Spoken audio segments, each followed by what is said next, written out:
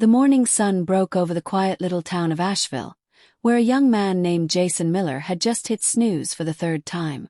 The alarm clock blinked 5:45 a.m., and the gym bag he packed the night before sat by the door, untouched.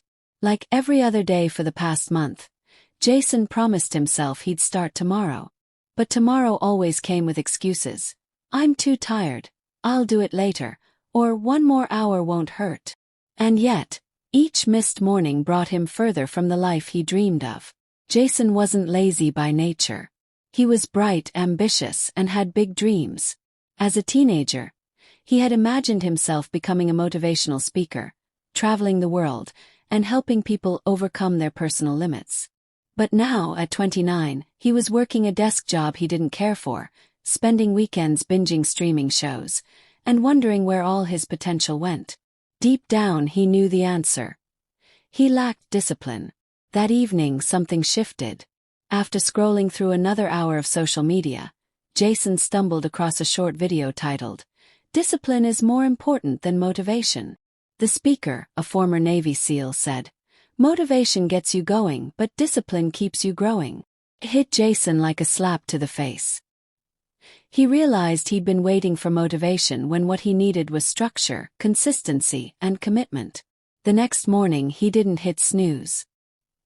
He dragged himself out of bed, tied his running shoes, and stepped into the chilly dawn. His body protested, his legs ached, and his mind begged him to go back inside. But something inside him whispered, "Just finish today." And he did.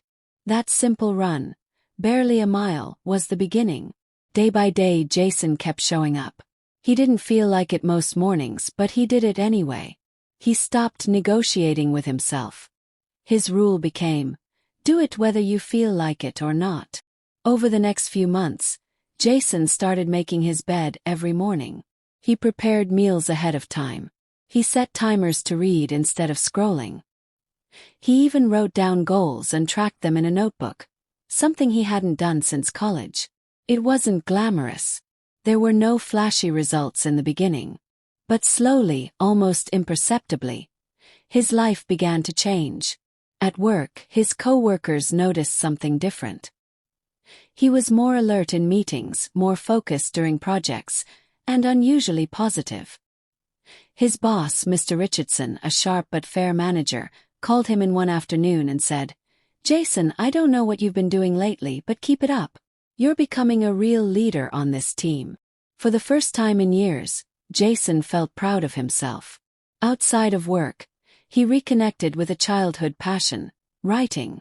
Every evening, no matter how tired he was, he wrote for 30 minutes. First it was just journaling. Then came short articles, then essays. Eventually he created a blog called The Discipline Diaries, where he shared lessons from his journey.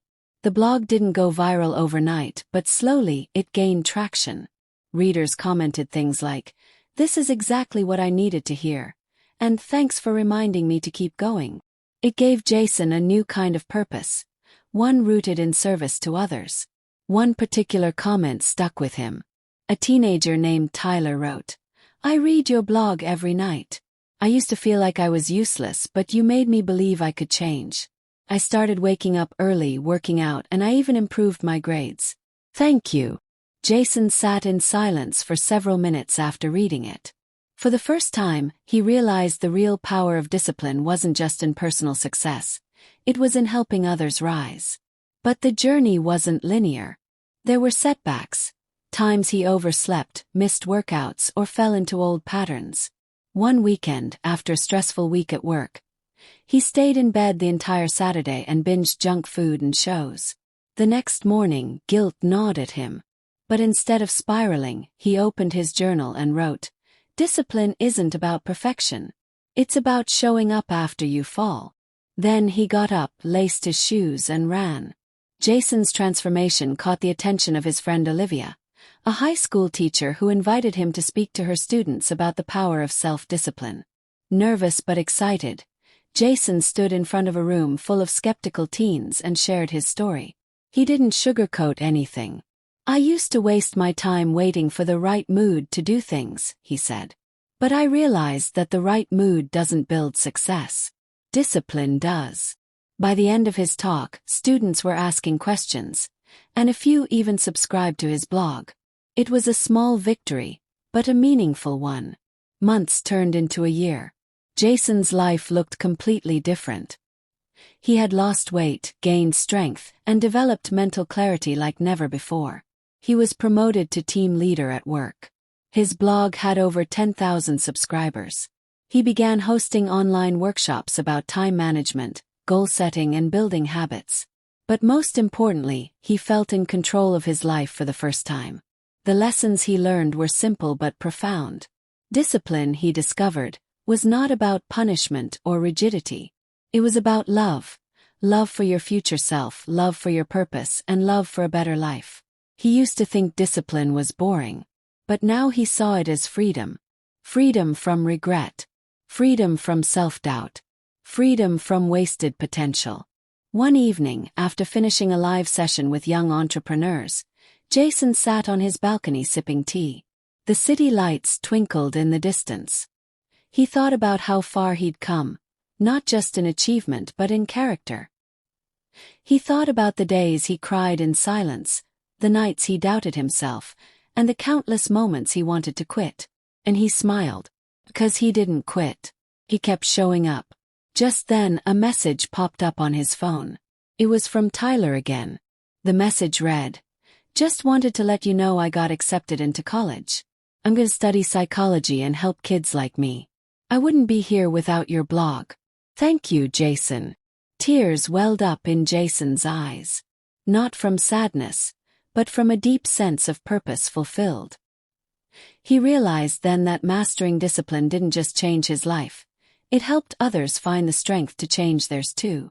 Years later, Jason became a published author and a keynote speaker known for his no-excuse mindset. He always told his audience the same thing. You don't need to feel motivated. You just need to show up. Every day. Especially when it's hard. Discipline is not about doing extraordinary things. It's about doing the ordinary things extraordinarily well. In every story he told, he reminded people that discipline isn't just a trait, it's a practice. A muscle you build. Promise you keep. And once you master it, there's nothing you can't achieve.